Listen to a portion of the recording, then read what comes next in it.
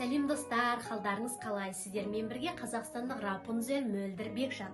Достар, егер менің осы видеом ұнаса, лайк басып, комментарий жазып, достарыңызбен бөлісе кетіңіздер, сонымен қатар каналыма жазылыңыздар. Сіздер үшін жай ғана бір лайк болуы мүмкін, ал мен үшін және менің каналымның дамуы үшін бұл өте маңызды.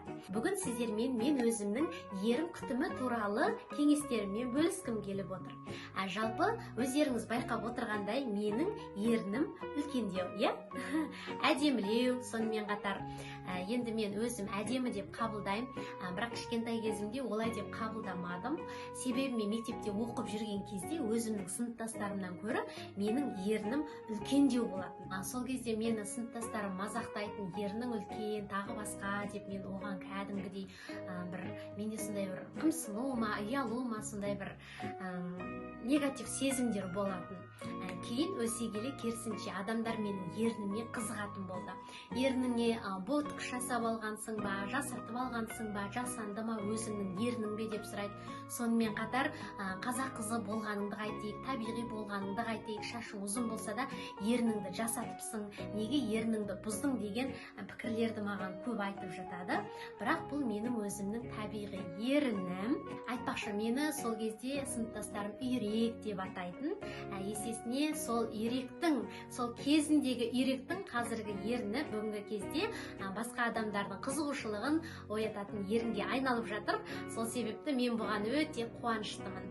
Ал енді менің осы ернімнің бір проблемасы бар болатын. Яғни ернім үнемі жарылып кете беретін. Мектепте оқып жүрген кездері, кейін студент кездерімде мен үнемі андай гигиеналық помадалар дейді ғой, сондайды алып пайдаландым. Бірақ ол кезде енді студент болған соң арзанын аласың, ол қызылды жасылды түстермен болады. Одан қалса бір байқасаң ол сасып кететін, кәдімгідей жағымсыз иістер шығып кететін. Демек денсаулыққа зиян деген сөз. Одан қалды мен аптекалардан помадаларды алып пайдаланатынмын. Бұл помадаларда бір жағасын, екі жағасын, сол бір ернің бір түрлі дәмі шығып тұрады. Соны жаққан кезде ғана бір жылтырап тұра ма, әйтеуір соның да бір көп пайдасын көре қойған жоқпын мен. Немесе соны жаққанда ғана кішкене жұмсарған сияқты болады, артынан қарасаң қайтадан жарылып кетеді. Әсіресе қыздар үшін ернің жарылуы деген біреуге қарағанда өте үлкен проблема ғой, былайша айтқанда. Кәдімгідей өз-өзіңе деген бағаңды төмендетуі мүмкін. Ал енді мен соны қалай жоғалттым? Бірден айта кетейін, маған ешқандай помада, ол нәрселердің бірде-біреуі көмектескен жоқ. Аптекадан алып жаққан майыздардың өздері мүлдем көмектеспеді. Ал сонда не көмектесті? Кәдімгі жаттығу көмектесті. Бұл ерінге байланысты айналып келгенде бір 3-4 жаттығу ғана. Бұл жаттығуларды көбінесе вокал сабағына қатысатын, немесе актерлік шеберлікке қатысатын, яғни актерлер, актрисалар өздерінің дауыстарының әдемі шығуы үшін осы жаттығуларды пайдаланады. Және осы жаттығуларды жасай келе байқаса менің ернімнің жарылғаны жоғалды. Сонымен бірден іске көшейік. Ең біріншіден не істейміз? Ең біріншіден ерннің жарылуы қайдан шығады? Әрине бұл денсаулыққа байланысты, біреу ыстығың көп, немесе тағы басқа да проблемаларды айтып жатуы мүмкін. Бірақ дегенмен де бұл еріндегі қан айналымның дұрыс болмағанына байланысты деп мен айтар едім. Бір себебі, яғни еріндегі қан айналым дұрыс болмаған кезде ерін жарылып кетеді. Сонымен қатар суды да мысалы көп ішпеген кездері, жалпы бұған әкелетін себептер өте көп қой. Біз ерінге жаттығу жасай отырып не істейміз? Осы еріннің қан айналымын жақсартамыз. Ең бірінші жаттығу, ернімізді тісімізбен тараймыз.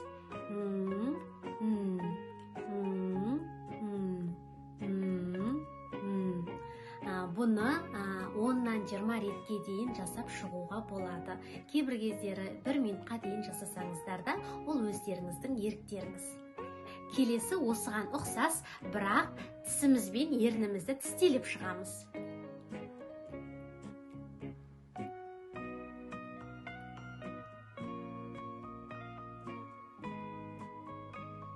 Үшінші жаттығу.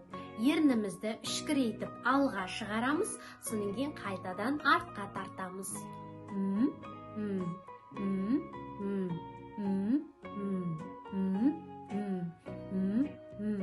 Бірақ бұл жерде ескерте кететін бір жайт, ернімізді артқа қарай тартқан кезде біздің мына көзіміздің жанына әжім жиналмау керек. Барынша әдемі жымиюға тырысамыз. Негізі осы жаттығулар, бірақ келесі мына жаттығуды да қоса кетсек болады. Сонымен қатар осы ерін жаттығуларын жасай отырып, байқасаңыз, сіздің даусыңыздың қоюланғанын және даусыңыздың одан әрі әдемі шыққанын байқайсыз.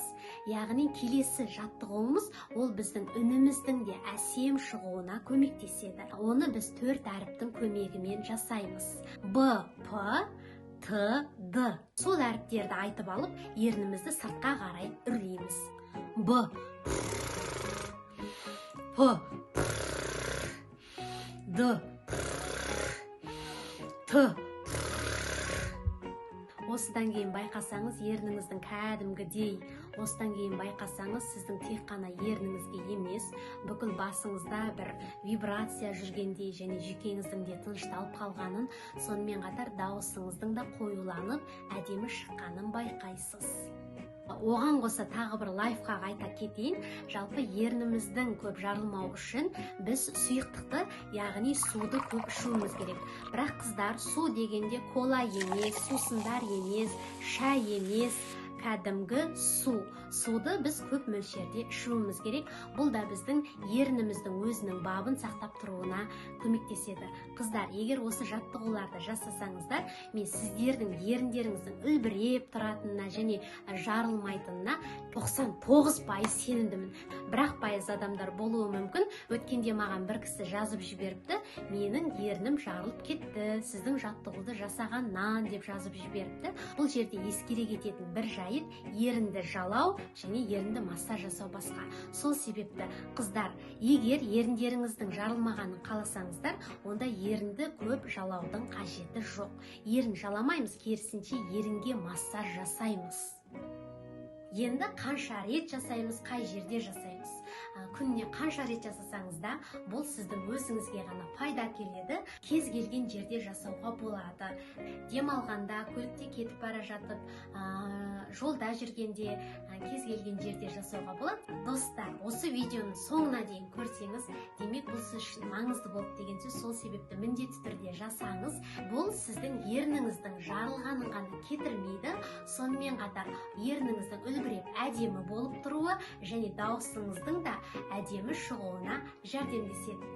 Егер осы видеом ұнаса, лайк басып, комментарий жазып және достарыңызбен бөлісе жүріңіздер.